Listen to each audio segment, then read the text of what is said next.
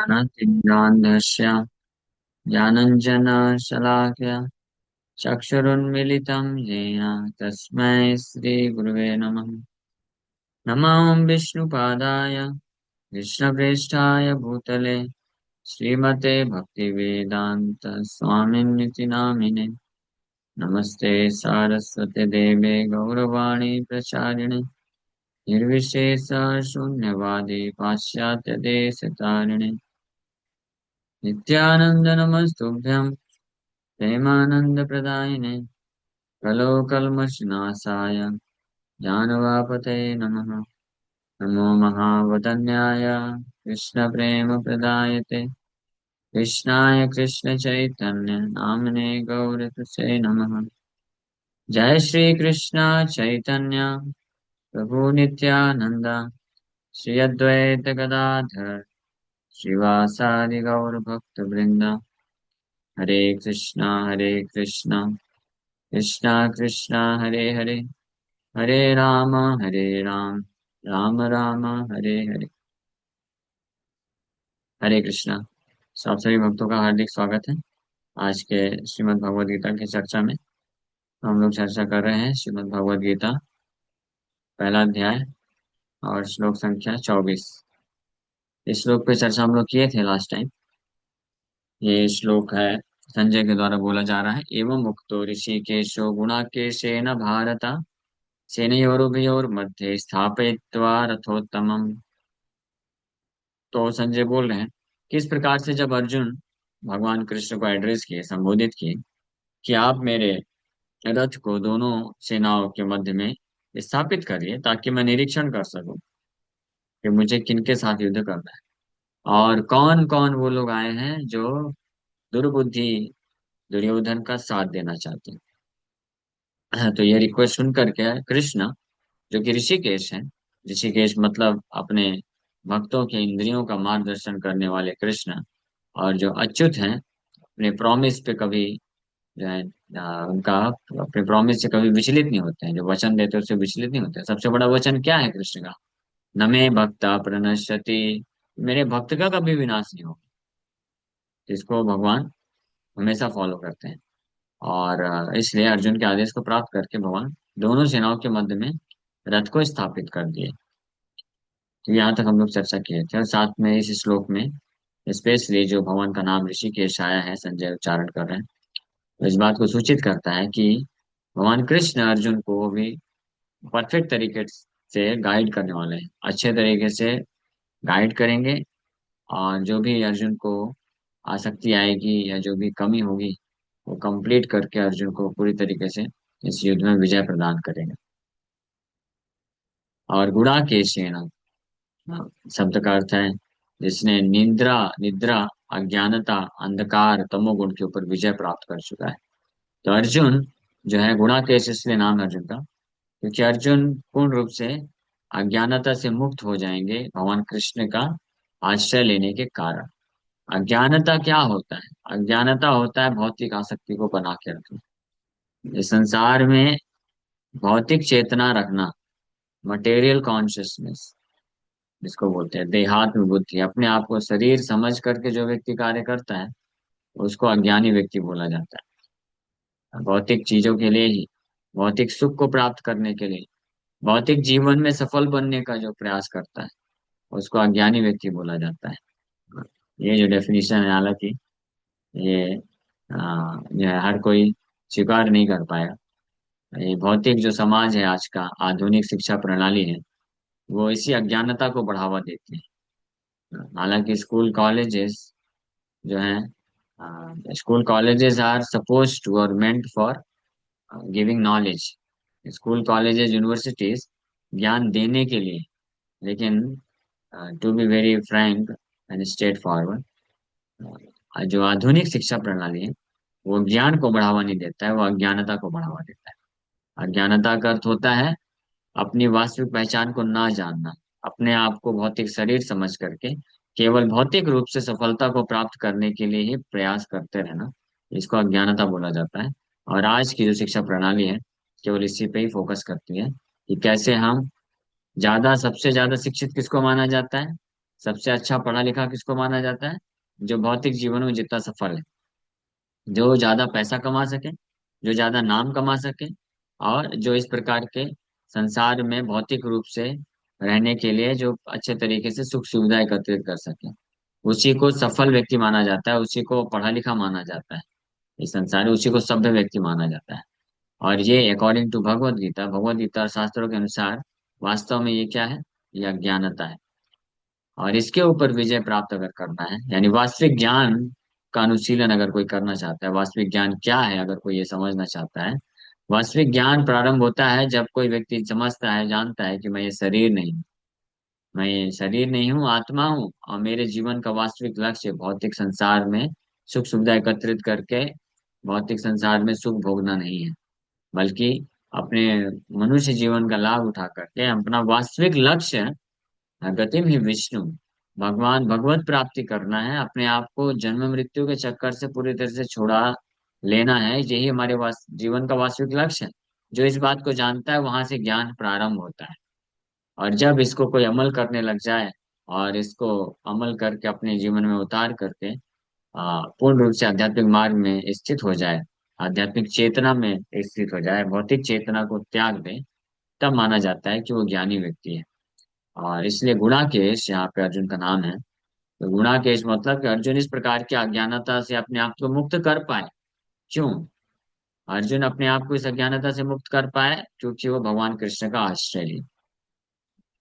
तो इसीलिए जो भी व्यक्ति भगवान कृष्ण का आश्रय लेते हैं, तो वो अपने आप को इस देहात्म बुद्धि भौतिक चेतना रूपी अज्ञानता से अपने आप को मुक्त कर सकते हैं, और पूर्ण रूप से आध्यात्मिक मार्ग में स्थित हो सकते हैं। भगवान कृष्ण का आश्रय लेना सबसे सरल उपाय क्या है? उनके नाम का जप करना, जो भगवान का स्मरण करता है। क्योंकि अभिन्नत्व नाम नामिनो, ये पद्म पुराण के श्लोक में बताया गया, नाम चिंतामणि कृष्ण चैतन्य रस विग्रह पूर्ण शुद्धो नित्य मुक्तो अभिन्नत्व नाम नामिनो। ये नाम, भगवान का नाम चिंतामणि है, टच स्टोन की तरह है, और पारस पत्थर की तरह है, जो भौतिक को आध्यात्मिक बना देता है। और कृष्ण से अभिन्न है ये। तो कृष्ण से अभिन्न, non different from Krishna, Krishna से अभिन्न होने के कारण ये भगवान का नाम का आश्रय जो लेता है, तो वास्तव में वो भगवान का आश्रय लेता है। भगवान का आश्रय लेना मतलब भगवान के नाम का आश्रय लेना। तो इस कलयुग में जो भी नाम जप करता है, हरे कृष्ण कृष्ण कृष्ण हरे हरे, हरे राम राम राम हरे हरे, इस महामंत्र का जो जप करता है, इसके भाव माध्यम से बड़ी सरलता से वो भगवान कृष्ण का आश्रय प्राप्त कर लेता है। और इस माध्यम से वो अपनी सारी अज्ञानता से मुक्त हो जाता है। वो भी गुणाकेश बन सकता है, अज्ञानता तमोगुण अंधकार से मुक्त होकर के। और ये जो अज्ञानता है, तमोगुण अंधकार, ये क्या है? यही दुख देता है, यही डिस्ट्रेस है, यही संसार में हर जीवात्मा का दुख है, वास्तविक दुख है। इसी के कारण व्यक्ति चिंताग्रस्त होता है, मोहग्रस्त होता है, भयभीत होता है, तृष्णाएं उसकी बढ़ती है, भौतिक इच्छाएं कामनाएं बढ़ती है, जो हृदय को जो है अग्नि की तरह जलाती रहती है। तो इससे मुक्त हो जाता है व्यक्ति, और इसीलिए वो गुणाकेश बन जाता है। ये कैसी स्थिति प्राप्त की जा सकती है? भगवान के नाम के स्मरण में, नाम जप में इतनी शक्ति होती है कि उसके माध्यम से कोई व्यक्ति इस आध्यात्मिक स्थिति को प्राप्त कर सकता है, जिसके द्वारा वो भौतिक रूप से भी शांति को अनुभव कर सकता है, मन और इंद्रियां उसके संयमित हो सकती हैं, और आध्यात्मिक रूप से वो प्रगति कर लेगा, आध्यात्मिक ज्ञान को प्राप्त कर लेगा, और आध्यात्मिक ज्ञान के आधार पर जीवन यापन करने लग सकता है, और भगवान का नित्य सेवक बन सकता है, भगवान के धाम को प्राप्त कर लेता है, भगवान के चरण कमलों में पूर्ण आश्रय प्राप्त कर लेता है। इस भौतिक संसार में रहते हुए भी वो वो जो है कुशलता पूर्वक रह पाता है, और इस भौतिक संसार को त्याग करने के पश्चात इमीडिएटली वो वैकुंठ जगत में प्रमोट कर दिया जाता है, वहां पे भगवान का पार्षद बन करके भगवान के दिव्य धाम में रहता है। सो ये है result of associating with Krishna in the form of his holy name. भगवान कृष्ण का संग करना भगवान के नाम जप के माध्यम से ये किया जाता है। And that is the nature of a devotee. As a great devotee of Krishna, Arjun could not forget Krishna even for a moment, because that is the nature of a devotee. इससे जो भक्त इस स्वभाव को धारण कर लेते हैं कि either in waking or in sleep, a devotee of the Lord can never be free from thinking of Krishna's name, form, qualities, and pastimes. Thus, a devotee of Krishna can conquer both sleep and ignorance simply by thinking of Krishna constantly.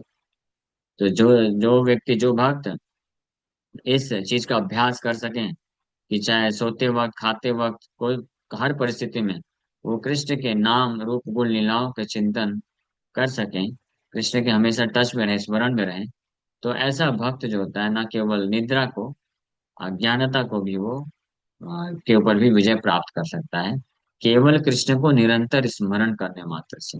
That is the potential of Krishna consciousness और कृष्ण स्मरण। कृष्ण को निरंतर याद करना, ये इसकी ये शक्ति है। And this is called Krishna consciousness और समाधि। इसी को कृष्ण भावनामृत बोला जाता है और यही समाधि है। So as Rishikesh, or director of the senses and mind of every living entity, Krishna could understand Arjuna's purpose in placing the chariot in the minds of the armies. Thus he did so and he spoke as follows. Krishna Rishikesh हैं, इसलिए वो जानते थे कि अर्जुन के मन में क्या चल रहा है और अर्जुन का क्या उद्देश्य है रथ को दोनों सेनाओं के मध्य में रखने का। इसलिए जब अर्जुन ने रिक्वेस्ट किया तो दोनों सेनाओं के मध्य में रथ को ले जाकर के स्थित कर दिए और इस प्रकार से बोली। तो आज का ये श्लोक है। भीष्म द्रोण प्रमुखतः सर्वेषां च महीक्षिताम् उवाच पार्थ पश्येतान् संवेतान् कुरुनिति। भगवान Krishna Bhishma Drona प्रमुखतः, in the presence of Bhishma, Drona and all other chieftains of the world, the Lord said, just behold, Parth, all the Kurus assembled here. Oh, my dear Parth, Parth Vacha Parth Pashyetan. Lord Krishna said, Vacha, Bhavan Krishna, Bhishma Drona प्रमुखतः, Bhishma Drona प्रमुखतः में उनके सामने जब भगवान अर्जुन के रथ को लेके गए दोनों सेनाओं के मध्य में रखने के लिए, तो अर्जुन अपोजिट सेना का निरीक्षण करना चाहता था। तो भगवान समझ गए और स्पेसिफिकली अर्जुन के रथ को जानबूझ करके भीष्म द्रोण के सामने लेके गए। हाँ, इसके पीछे उद्देश्य है भगवान का कुछ। क्योंकि भगवत गीता तो तभी बोलेंगे ना जब अर्जुन विचलित होगा, देहात्म बुद्धि में आएगा, शक्ति को महसूस करेगा। अगर फाइटिंग करके चला जाएगा तो फिर भगवत गीता कैसे बोले। तो ये भगवान का योजना था। भगवान की योजना से अर्जुन योग माया के प्रभाव से देहात्म बुद्धि में चला जाता है और एक साधारण बद्ध जीवात्मा की तरह आसक्ति को महसूस करता है। और ये करने के लिए भगवान दो कार्य किए। एक तो भीष्म द्रोण के सामने लेके गए अर्जुन को, और दूसरा जब भगवान बोले पश्चैतान, पश्चैतान बोलते ही भगवान ने योग माया शक्ति को एक्सपैंड कर दिए। अब अर्जुन जो देख रहा है पश्चैतान, जस्ट बिहोल्ड, अर्जुन देखो। तो अर्जुन अब कैसे देखेगा? अर्जुन देहात बुद्धि का जो है चश्मा लगा के देखेगा। हाँ, इस संसार में व्यक्ति किससे देखते हैं? आंख से कम लोग देखते हैं। आंख से कोई नहीं देखता। आंख से किसी को कुछ दिखता नहीं है वास्तव में। आंखें तो क्या है, केवल माध्यम है। व्यक्ति देखता किससे है? अब व्यक्ति अपने चेतना से देखता है, कॉन्शियसनेस कैसी चेतना है उसके अनुसार देखता है। हाँ, चेतना अगर देहात बुद्धि की है तो हर चीज को वो अपने भोग के लिए देखेगा। केवल विचार रहेगा अपना खुद का सेंस ग्रेटिफिकेशन, इंद्र तृप्ति। हाँ, इस दृष्टि से व्यक्ति देखेगा। इसको देहात बुद्धि की चेतना बोलते हैं, भौतिक चेतना बोलते हैं। और इसके अनुसार वो जो व्यक्ति देखता है कोई भी वस्तु या व्यक्ति, स्थान, किसी भी चीज को इस संसार में, तो उसके अनुसार उसका डेफिनेशन चेंज हो जाता है। जैसे उदाहरण के लिए, किसी बगीचे में सुंदर पुष्प, गुलाब का फूल लगा हुआ है। हाँ, तो वही गुलाब का फूल है और वही कलर है, सब कुछ है। लेकिन एक बकरी देखेगी अलग भाव में। जब बकरी जाएगी, सामने से देखेगी, अरे वाह कितना अच्छा है, बहुत फ्रेश ब्रेकफास्ट है मेरे लिए, ताजा ताजा ब्रेकफास्ट आज मुझे मिलेगा खाने को। हाँ, तो वही गुलाब का फूल बकरी के लिए क्या है? एक ब्रेकफास्ट हो गया। वही गुलाब का फूल जब कोई जो लस्टी यंग बॉय, कोई कामी पुरुष है, वो देखेगा तो बोलेगा वाह ये बहुत अच्छा है, ये मैं यार आज जाके अपनी गर्लफ्रेंड को दूंगा, वो खुश हो जाएगी। हाँ, तो वो उसको उस दृष्टिकोण से देख रहा है कि इसके माध्यम से मैं अपना जो है, ये जो काम वासना का आदान प्रदान है उसको मैं कर पाऊंगा। जिसको इस संसार में प्रेम का आदान प्रदान सोचते हैं लोग, है ना। आई लव यू बोलते हैं गुलाब का फूल देकर के, वो सोचते हैं प्रेम का आदान प्रदान कर रहे हैं। लेकिन वास्तव में किसका आदान प्रदान है? ये काम वासना का आदान प्रदान है, that's all, nothing else. True love doesn't exist in this material. वास्तविक प्रेम इस भौतिक जगत में, इस अस्तित्व में है ही नहीं। इस भौतिक संसार में केवल एक ही चीज है, इसको बोलते हैं काम, काम वासना। हाँ। और काम वासना का अर्थ जो है बहुत विस्तार, जो है बहुत बड़ा सब डीप अर्थ होता है। काम वासना का अर्थ केवल स्त्री पुरुष का आकर्षण नहीं होता है। कोई भी ऐसा इच्छा जो भगवान कृष्ण से अलग है, भगवान कृष्ण की सेवा से अलग है, भगवान को प्रसन्न करने की भावना से अलग है, जो अपने आप को संतुष्ट करने की भावना से प्रेरित है, उसको काम वासना बोला गया। ये चैतन्य चरितमृत में श्री कृष्णदास कविराज गोस्वामी स्पष्ट डेफिनेशन देते हैं। भुक्ति मुक्ति सिद्धि कामी सकल यह शांत, कृष्ण भक्त निष्काम अतएव शांत। ये परिभाषा यहाँ पे कृष्ण भक्त शांत है इसका बताया गया है, और भुक्ति मुक्ति सिद्धि कामी दे आर लस्टी, उसको आसान बताया गया है। और एक दूसरा काम और प्रेम में डेफिनेशन, आत्मेंद्रिया प्रीति इच्छा धरे कामना, कृष्ण इंद्रिया प्रीति इच्छा धरे तारे बलि प्रेम। ऐसा एक वर्ष है जिसमें बोला कि आत्मेंद्रिया प्रीति इच्छा, अपनी इंद्रियों की संतुष्टि के लिए किया गया जो कार्य है उसको काम वासना बोला जाता है। और कृष्णेंद्रिय प्रीति इच्छा धरे प्रेम नाम, केवल और केवल कृष्ण की इंद्रियों को संतुष्ट करने की जो इच्छा होती है, या उस इच्छा से जो कार्य किया जाता है, उसी को प्रेम कहा गया है। और जो काम है, जो आत्म इंद्रिय प्रीति इच्छा है, अपने इंद्रियों को संतुष्ट करने की इच्छा से जो कार्य किया जाता है उसको काम बोला जाता है। और इस प्रकार का कामी पुरुष जो होता है, वो हमेशा, कामी व्यक्ति जो होता है वो हमेशा अशांत रहता है उसका मन। आज संसार में लोगों का मन अशांत क्यों है? Because of this reason only, because of lust, काम, अपनी इंद्रियों को, अपने आप को संतुष्ट करने का जो जितना प्रयास करता है, वो उतना ही इस संसार में अशांत होता है। और वो चाहे धर्म का मार्ग क्यों पालन करता हो, आध्यात्मिक मार्ग में भी क्यों ना हो, अगर वो इसके अपनी इंद्रियों को संतुष्ट करने की इच्छा है, तब तक वो अशांत रहने वाला है। इसलिए कविराज गोस्वामी बोले, भुक्ति मुक्ति सिद्धि कामी, न केवल इस संसार का भोग प्राप्त करने की इच्छा रखने वाले लोग कामी हैं, लस्टी हैं, इसलिए उनका मन अशांत है, बल्कि जो मुक्ति की इच्छा रखता है, सारे संसार के भोग वासनाओं को त्याग देता है, संन्यास ले लेता है, ज्ञान मार्ग में जाकर के मायावादी सन्यासी बन करके भगवान में जाके विलीन होना चाहता है, मोक्ष प्राप्त करना चाहता है, तो मोक्ष वांछा, मोक्ष को प्राप्त करने की इच्छा रखने वाला व्यक्ति भी कामी बोला गया, ही इज ऑल्सो लस्टी, और उसका भी मन हमेशा अशांत रहता है। और इसी प्रकार से जो योगी है, योगी भी जो होता है अपनी मन और इंद्रियों को कंट्रोल करके रखता है, और किसी भी प्रकार के भोग वासना में अपने आप को नहीं लगाता है, लेकिन वो भी परफेक्शन हासिल करना चाहता है, सिद्धि प्राप्त करना चाहता है, तो सिद्धि कामी होता है, is lusty after perfection of life.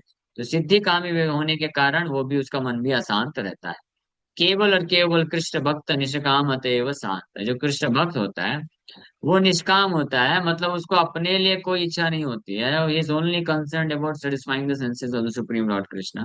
भगवान कृष्ण के इंद्रियों को संतुष्ट करने का ही एकमात्र उसका हृदय में क्या होता है? इच्छा होता है। इसी को निष्काम बोला जाता है।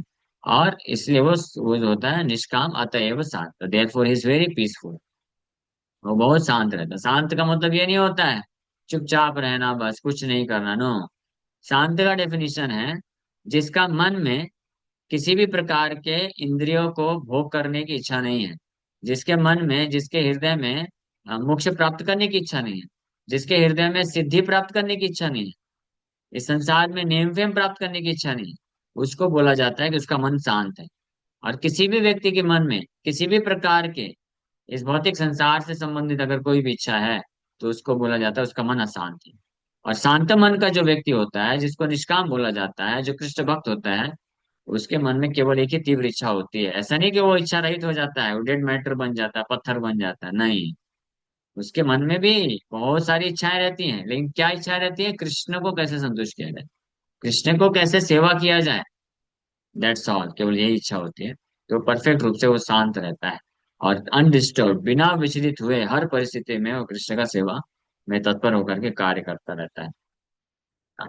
तो इस प्रकार से भगवान अर्जुन को उस देहात्म बुद्धि में रहने वाले व्यक्ति के तरह कंपेयर कर रहे हैं, उस स्थिति में लेके गए।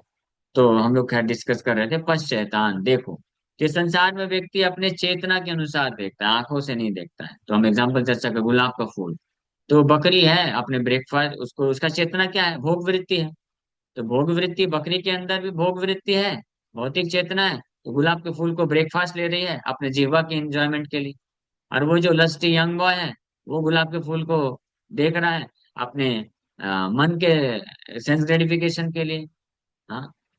हाँ, और लेकिन जब कृष्ण भक्त वहां से गुजरता है तो देखते हैं, वाह वेरी नाइस रोज फ्लावर, बहुत अच्छा है, ये तो बड़ा सुंदर फूल है, बहुत फ्रेश है, चलो चलो इसको लेके जाते हैं, जगन्नाथ जी के चरणों में अर्पण करेंगे। हाँ, भगवान कृष्ण को अर्पण करेंगे, भगवान कृष्ण के लिए गार्लेंड बनाएंगे तो कितना अच्छा रहेगा।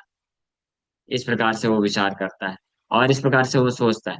तो अगर आपको इस संसार के, हाँ मान लीजिए आप रास्ते में चल रहे हैं और चलते चलते आपने देखा, अरे वाह कितने सुंदर फूल लगे हैं, वाह बहुत अच्छा रहेगा, ये फूलों को तोड़ करके अगर मैं गार्लेंड बनाऊंगा और फिर जाके अपने विग्रहों को, कृष्ण को, जगन्नाथ जी को पहनाऊंगा तो कितने सुंदर दिखेंगे ना भगवान। अगर ये विचार आता है तो आप कृष्ण भक्त हैं। है ना। और दूसरा विचार आता है तो फिर समझ लो। इसी प्रकार से न केवल पुष्प, बल्कि कोई भी संसार की वस्तु हम देखते हैं, संपर्क में आते हैं, या कोई भी व्यक्ति संसार के हम संपर्क में आते हैं, कोई भी स्थान, कोई भी परिस्थिति हम संपर्क में आते हैं, अगर हम सोचते हैं कि अरे वाह कितना सुंदर है ये, इसको कृष्ण की सेवा में लाएंगे तो बहुत अच्छा रहेगा, तो आप भक्त हैं। तो ऐसा नहीं है कि कृष्ण भक्त को इस संसार के जो सुंदर और गंदे वस्तु व्यक्ति नहीं दिखते हैं।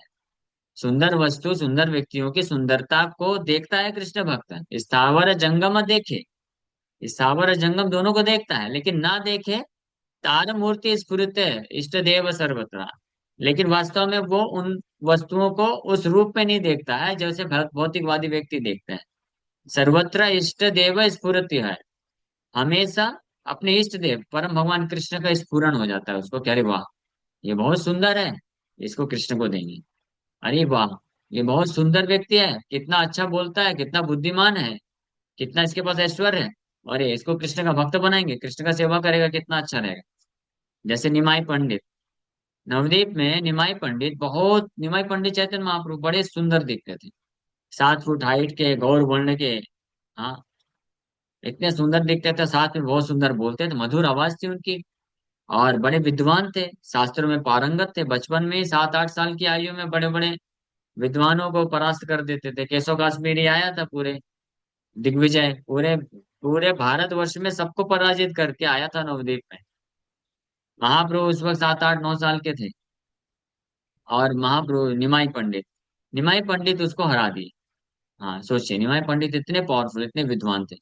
तो जो वैष्णव लोग थे, गदाधर पंडित, मुकुंद श्रीवास ठाकुर इत्यादि, तो वो लोग सोचा करते थे, अरे वाह ये निमाई पंडित इतना सुंदर दिखता है, इतना विद्वान है और इतना आकर्षक है, तो अगर ये वैष्णव बन जाएगा तो कितना अच्छा रहेगा, कृष्ण की सेवा में लग जाएगा तो कितना अच्छा रहेगा, कृष्ण के लिए कितना अच्छा प्रचार कर सकता है।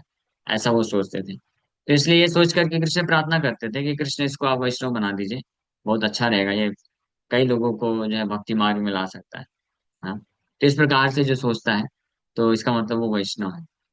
जैसे मान लीजिए कोई भक्त है, कोई व्यक्ति है, बहुत अच्छा कुकिंग करता है, तो अगर विचार आए कि हाँ ये भाई तो बहुत अच्छा कुकिंग करता है, इस भक्त को इनवाइट करना चाहिए, हमारे भगवान के लिए राजभोग बनाएगा तो कितना अच्छा रहेगा, भगवान के लिए टेस्टी टेस्टी बना के खिलाएगा, तो इसलिए राजभोग बनाने के लिए इसको मैं भक्त बना देता हूँ, क्योंकि बिना भगवान भक्ति के तो खाएंगे नहीं। कोई कितना भी अच्छा राजभोग बनाए, जब तक भक्त नहीं बनेगा तो भगवान खाएंगे नहीं। तो इसलिए भगवान को सुंदर सुंदर पकवान बना के खिलाए, तो इसको हम भक्त बनाते हैं, कितना अच्छा कुकिंग करता है, भगवान को अच्छा कुक मिल जाएगा। इसी प्रकार से कोई प्रचार कर सकता है, अच्छा बोल सकता है, इंटेलिजेंट है, तो इसको भक्त बना देते हैं, ये अच्छा प्रचार कर सकता है भगवान के लिए। कोई भगवान के लिए अच्छा गा सकता है, कि इतना इतना सुरीला इसका मधुर, इतना सुंदर मधुर आवाज है, तो कृष्ण भक्त जो होता है वो देखता है, सुनता है कि हाँ बहुत मधुर गाता है, सुंदर गाता है। ऐसा नहीं कि कृष्ण भक्त मतलब कि कोई भी सुंदर व्यक्ति है, सुंदर वस्तु है, कोई सुंदरता है, स्किल है, तो वो सब उसको वो समझ में नहीं आता है, इनसेंसिटिव है, नहीं सब जानता है, सब समझता है। हाँ, लेकिन सबको भगवान कृष्ण के लिए इस्तेमाल करना चाहिए, इसको बोलते हैं प्रेम। जिस प्रकार से कोई व्यक्ति इस संसार में होता है ना, माँ बाप होते हैं, तो जो भी सब अच्छा अच्छा चीज होता है वो सोचते हैं हमारे बच्चों को देंगे तो अच्छा रहेगा। तो अच्छा अच्छा बच्चों को देते हैं, भले खराब खराब खुद खा लेंगे, लेकिन अच्छा अच्छा बच्चों को दे देते हैं। जो प्रेम है ना, आसक्ति है भगवान बच्चे के लिए। उसी प्रकार से कृष्ण भक्त मतलब कृष्ण के प्रति आसक्ति होती है, तो सब best of everything should be given to Krishna. भगवान कृष्ण को जो भी संसार का बेस्ट है, भगवान कृष्ण को देना चाहिए। जो फूल होता है, जब नया नया ताजा ताजा फ्रेश फूल निकलता है, वो भगवान को अर्पण करना चाहिए। ऐसा थोड़ी ना है कि 3 दिन से रखा हुआ फूल है, मुरझा गया पूरी तरीके से, ना सुगंध है उसमें, ना उसकी पंखुड़ी बची है, उसके बाद जाके भगवान को दे रहे हैं, भगवान लो आपके लिए फूल। ऐसा करता है नहीं। उसी प्रकार से भक्ति मार्ग में भी जैसे ही हमको पता चल जाए कि भक्ति हमारे जीवन का असली उद्देश्य है, कृष्ण का सेवा करना, कृष्ण की भक्ति करना, तो अपने जीवन को युवावस्था से ही भगवान के चरण कमलों में अर्पण कर देना चाहिए। वेट नहीं करना चाहिए कि जब मुरझा जाएगा, बुढ़ापा आ जाएगा, उसके बाद अर्पण करेंगे। हाँ, इसका मतलब ये नहीं बोल रहे हैं कि जो वृद्ध लोग हैं, अगर बाद में पता चला तो आप जीवन अर्पण मत करिए, आप करिए। बेटर लेट देन नेवर बोला जाता है, कि अगर पूरा जीवन निकल गया, नहीं पता चला, भक्तों का संग नहीं मिला, तो फिर ठीक है, आप 40 साल, 50 साल, 60 साल, 70 साल में जब भी आपको भक्तों का संग मिला, भक्ति मिली, तो उस वक्त आप अपने आप को अर्पण करिए।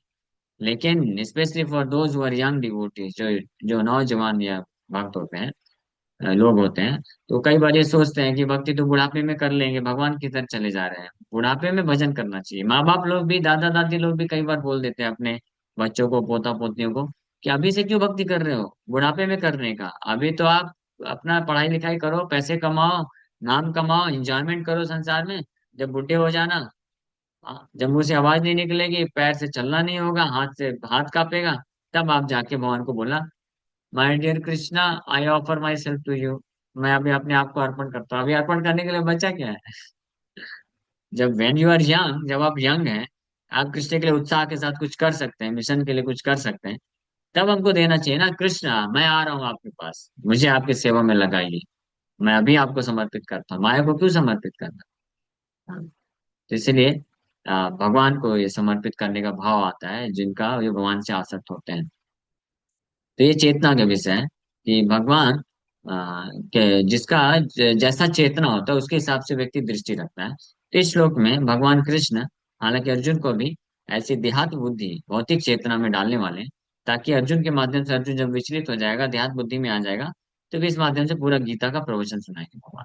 तो भगवान दोनों सेनाओं के मध्य में रथ को रख दिए हैं, खड़ा करके, स्पेशली भीष्म और द्रोण के सामने, और पार्थ को बोले कि देखो पार्थ, जस्ट बिहोल्ड ये बोल करके भगवान अर्जुन को वास्तव ये उसके जीवन में देहात बुद्धि लेके आए, और आगे प्रवचन करेंगे।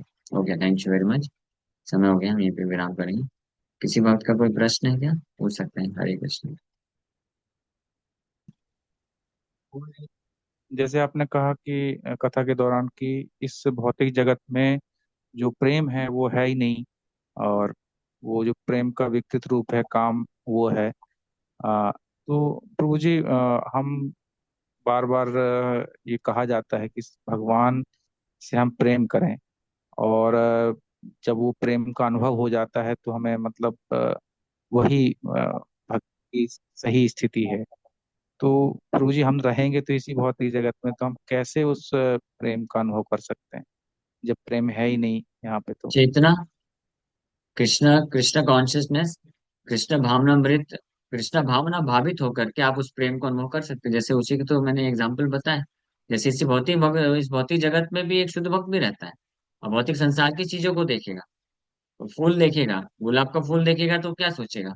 कृष्ण भावना भावित है, तो सोचेगा, यही उसका विचार आएगा इमीडिएटली, अरे कृष्ण के लिए गार्लैंड बनाऊंगा, कृष्ण को अर्पण करूंगा। अपने गर्लफ्रेंड को, वाइफ को भूल जाएगा, उनको उनके लिए नहीं करेगा, कृष्ण के लिए। हाँ, और इसी प्रकार से किसी व्यक्ति को देखेगा, अपने घर वालों को भी देखेगा, घर के सदस्य को भी देखेगा। जैसे कोई, जैसे उदाहरण के लिए गृहस्थ भक्त होते हैं, तो जनरली जो माताएं होती हैं बहुत अच्छा कुकिंग बनाती हैं, उनके हाथ में टेस्ट होता है ना? तो जो कृष्णा कॉन्शियस भक्त होगा, वो क्या सोचेगा? वो सोचेगा, अरे मेरी पत्नी बहुत अच्छा प्रसाद बनाती है, चलो इसको हम जो है, भगवान जब भी फेस्टिवल होता है, तो भगवान के लिए इसको कुकिंग करना चाहिए। भगवान जगन्नाथ जी के प्रसन्नता के लिए कुकिंग करेंगे, भगवान को खिलाएंगे, या अपने घर में भी भगवान का विग्रह रखेंगे, भगवान के लिए कुकिंग करेंगे। और मैं भी दास हूँ, ये भी दासी है, हमारे बच्चे भी दास दासी है भगवान के। हम सब अपने अपने कैपेसिटी के अनुसार भगवान जगन्नाथ जी के हम सेवक सेविका हैं, उनकी प्रसन्नता के लिए हम करेंगे। तो अपने अपने जो जिस जिस जिनके पास जो स्किल है उसको भगवान के सेवा के लिए इस्तेमाल करना चाहिए। इसी को बोलते हैं प्रेम। तो प्रेम वास्तव में किसके प्रति है? केवल कृष्ण के प्रति ही हो सकता है। बाकी संसार के सारे वस्तु व्यक्ति जो भी हैं वो सब उस प्रेम प्रेम के पात्र कृष्ण के लिए प्रेम को रेसिप्रोकेट करने के लिए, आदान प्रदान करने के लिए बने। तो इस चेतना में जब कोई जीवन यापन करता है तो वो वास्तव में इस भौतिक जगत में रहते हुए भी प्रेम को अनुभव कर सकता है भगवान के साथ। ठीक है। जी प्रभु जी। हरे कृष्णा प्रभु जी, एक और प्रश्न है, पूछ सकता हूँ क्या? हाँ पूछिए। प्रभु जी, जैसे आपने प्रारंभ में बताया लेक्चर की कि जो ये एक्चुअल में एजुकेशन जिसको हम ज्ञान मानते हैं, भौतिक ज्ञान जो हमें स्कूल कॉलेजों में दिया जाता है, वो एक्चुअल में ज्ञान नहीं है। तो प्रभु जी, लेकिन हमें बेसिक ज्ञान जो आज हम पढ़ पा रहे हैं, भगवत गीता भागवतम उसको समझ पा रहे हैं, या अ, थोड़ा सा मतलब भौतिक ज्ञान जो हमें कृष्ण की ओर ले जा रहा है, तो वो तो हमें हेल्प कर रहा है। तो हाँ ठीक है, एक उसके लिए क्या प्रभुपाद जी कहें? बोले best use of bad bargain. Prabhupad ji बताएं। देखिए, दूसरी पहली बात तो ये है कि जब ये भौतिक शिक्षा नहीं थी तो पहले भी लोग गुरुकुल में पढ़ते थे तो भी तो पढ़ना लिखना तो जानते थे ना, शास्त्र पढ़ना सिखाया जाता था, मैथ्स कैलकुलेशन करना सिखाया जाता था, लैंग्वेज सिखाया जाता था, और थोड़ा बहुत ये जो सोशल साइंस है, पॉलिटिकल, ये भी सिखाई जाती थी, विज्ञान भी सिखाया जाता था। लेकिन ये सबको सिखाया जाता था भगवान को केंद्र में रख करके, कि अल्टीमेटली उद्देश्य है कि ये सबका इस्तेमाल करके हमको भगवान को समझना है, भगवान की भक्ति में आगे बढ़ना है। लेकिन मॉडर्न एजुकेशन सिस्टम का डिफेक्ट ये है कि इसमें ये सारी चीजें सिखाई जाती है लेकिन भगवान से इंडिपेंडेंट होकर के, भगवान को केंद्र में नहीं रखा जाता है, इसलिए ये यूजलेस है। बट अभी क्योंकि हमारे पास वैदिक गुरुकुल सिस्टम नहीं है पूरी तरीके से इस्टेब्लिश, तो best use of bad bargain कि ठीक है मॉडर्न एजुकेशन सिस्टम में आप पढ़िए, अपने बच्चों को पढ़ाइए, लेकिन क्योंकि स्कूल कॉलेजेस में वो नहीं दिया जा रहा है कृष्ण का शिक्षा, तो उसको आप फिर भक्तों के संग मिला करके इस्कॉन में एडमिशन दिला करके वहाँ के प्रोग्राम के माध्यम से गीता पढ़ के पढ़ा करके कृष्ण को भी ऐड करने के लिए बोलिए, तो उनका जो मॉडर्न मॉडर्न स्कूल कॉलेजेस में जो पढ़ाई करेंगे वो, तो वो सब फिर यूजलेस नहीं रहेगा। प्रभुपाद जी बोले कि आपके पास एक डिग्री है जीरो, एक जीरो के बराबर, बहुत सारा पैसा है दूसरा जीरो, बहुत सारा आपके पास और चीजें हैं, भौतिक चीजें हैं, वो सब जीरो जीरो जीरो, लेकिन आप एक कृष्ण को एक को ऐड कर दीजिए तो सब वैल्यू हो जाएगा। तो इसीलिए तो भक्तों के लिए, गृहस्थ भक्तों के लिए उनको ये जरूरत नहीं है कि आप मॉडर्न स्कूल कॉलेजेस में मत पढ़ाइए, वो पढ़ाइए आप, लेकिन साथ में जो है गीता भागवत की शिक्षा भी उनको सही तरीके से मिल सके, इसका भी अरेंजमेंट करना चाहिए, तब ताकि वो समझ सके कि हम, ठीक है, जो स्कूल कॉलेज में हम पढ़ रहे हैं उसका उद्देश्य है कि ताकि हम इस भौतिक संसार में कैसे जीवन यापन कर सके, पैसे कमा सके, उसके लिए है। बाकी हम कृष्ण भक्ति, हमको मेन जीवन का उद्देश्य है वो करना है। ठीक है। तो मॉडर्न एजुकेशन प्राप्त करने के बाद हम उसको यूटिलाइज कर सकते हैं, कृष्ण की सेवा में लगा सकते हैं, वो किया जा सकता है। ठीक है।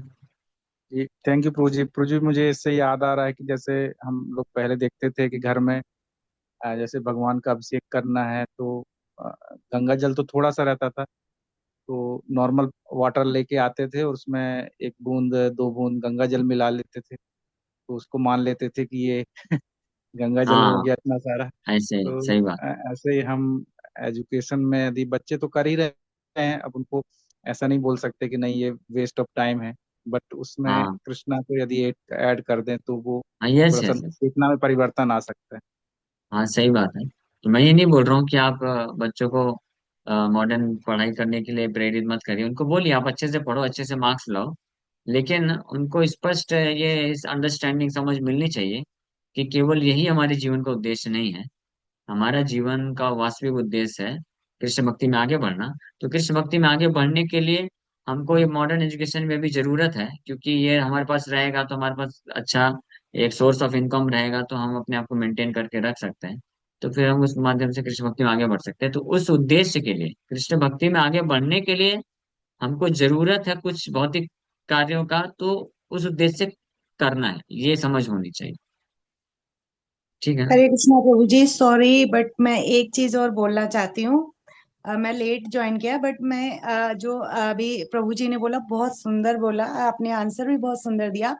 गंगा जल का जो दिया प्रभु जी, जैसे गंगा जल इतना पावरफुल होता है कि वो एक दो दो चार बूंद भी, वो बहुत सारी बाल्टी भर पानी भी डाल देंगे तो उसको वो कर देता है। ऐसे ही जैसे भगवत गीता ये भगवान का नाम है, जब हम बाकी सारी पढ़ाई करते हुए भी अगर हम भगवान का थोड़ा भी स्मरण करते हैं तो उसको और पावरफुल बना देता है, हमारे को प्योर कर देता है मतलब।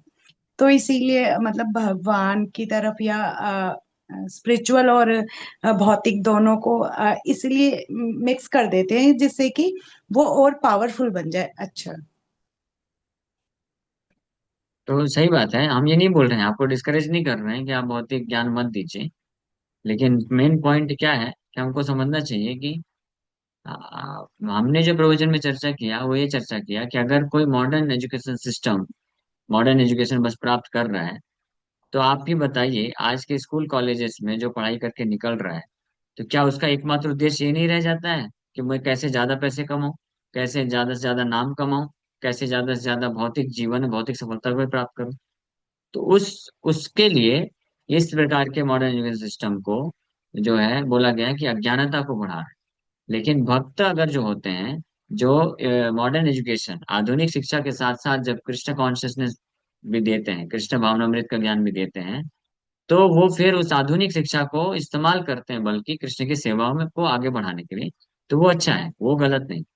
ठीक है, तो ये किया जा सकता है, ये मैंने ऑलरेडी बोल दिया। तो प्रभु जी, मैंने इसमें देखा है कि जब वो इस डिटैच भाव के साथ में पढ़ाई करते हैं तो उनको कोई प्रेशर भी नहीं रहता पढ़ाई का। मतलब कि वो ये स्पष्ट समझते हैं कि ये सिर्फ हमें ना एक डिग्री या एक भौतिक एजुकेशन के लिए है और अपनी जीविका अर्जित करने के लिए सपोर्ट करेगी हमको ये। तो इस डिटैच भाव के साथ पढ़ते हैं तो वाकई उनको मतलब प्रगति भी होती है, ऐसा नहीं है। वो दूसरे बच्चों से अच्छे मार्क्स भी लेके आते हैं और साथ में भक्ति भी करते हैं। दोनों पैरेलल भी चलती रहती है और उनको अपने जीवन को पता रहता है कि ये हमें अपने कृष्ण की सेवा में यूज करना है, अ, कैसे इसको लगाना है। मतलब इस चीजें बहुत स्पष्ट होती जाती हैं उनके लिए। हाँ, तो मतलब ये तरीका सही है ना, आप यही बोलना चाह रहे हैं ना? जी प्रभु जी, बिल्कुल सही है। हाँ, एग्जैक्टली यही, मैं भी एग्जैक्टली यही बोलना चाह रहा हूँ कि बच्चों को जो मॉडर्न एजुकेशन लेते हैं तो उनको ये भ्रम नहीं रहना चाहिए कि यही इसके द्वारा हम बहुत पैसे कमाएंगे, बहुत इंद्रिय भोग करेंगे, सुख प्राप्त कर लेंगे। उनको पता होना चाहिए कि नहीं, ये हमारा असली उद्देश्य नहीं है। हम उनसे इससे डिटैच रहना चाहिए, लेकिन कृष्ण भक्ति के लिए मुझे जरूरी है, इसलिए मुझे ये कर लेना चाहिए। तो इस भाव से जो करेगा तो वो सेफ रहेगा कृष्ण कॉन्शियसनेस पाथ में। अदरवाइज भटकने के बहुत चांस रहते हैं, स्पेशली जो गृहस्थ भक्तों के बच्चे हैं। तो जब तक पेरेंट्स के साथ रहते हैं ना, तो ठीक है, तब तक वो पाप नहीं करते हैं, प्रसाद खाते हैं, माला जप करते हैं।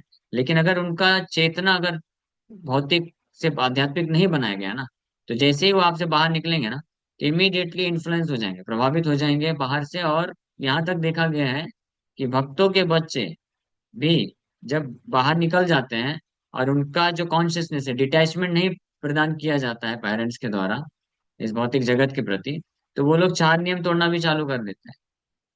भक्ति करना तो दूर की बात है, चार नियम भी तोड़ने लग जाते हैं।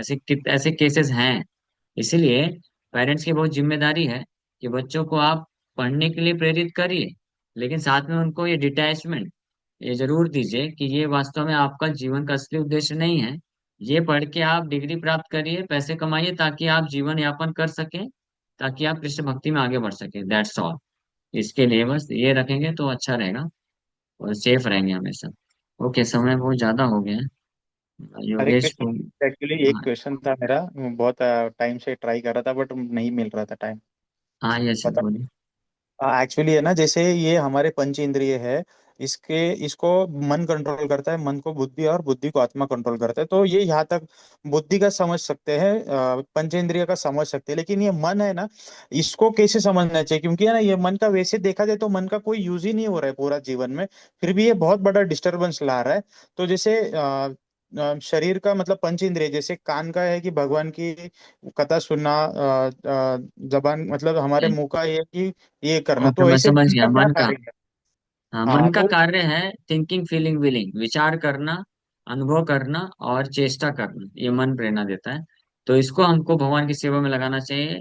Bye thinking about Krishna, feeling about Krishna, भावना कृष्ण के लिए रखना चाहिए, विचार कृष्ण के बारे में करना चाहिए, और चेष्टा, thinking, feeling, willing, willingness to serve Krishna, Krishna को सेवा करने का विलिंगनेस होना चाहिए। इस प्रकार से मन को कृष्ण के चरण कमलों में लगाया जा सकता है, ये तीन कार्य से। ठीक है।